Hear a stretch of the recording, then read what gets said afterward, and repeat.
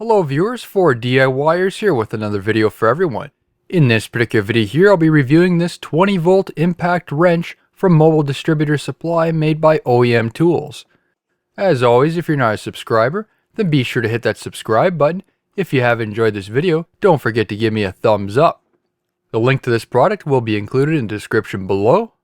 Model number 24481 impact wrench uses a 20 volt lithium ion battery, has a 1/2 inch anvil, comes neatly packed in a plastic carrying case, and includes a 120 volt charging station. It is able to loosen nuts up to 300 foot-pounds or 406 Newton meters, and tighten fasteners up to 260 foot-pounds or 352 Newton meters. Charge time is only 2 hours with a 4 amp per hour charging station.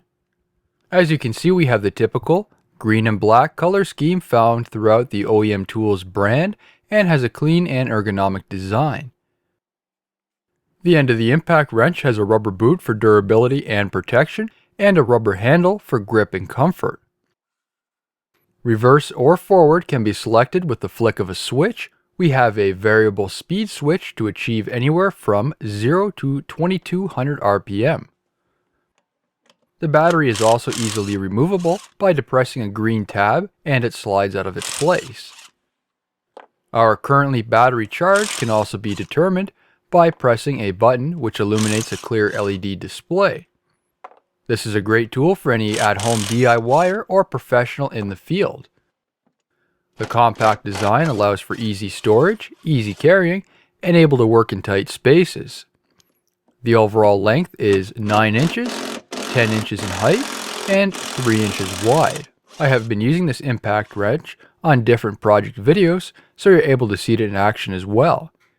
If you want something to get the job done, this is certainly the tool for you.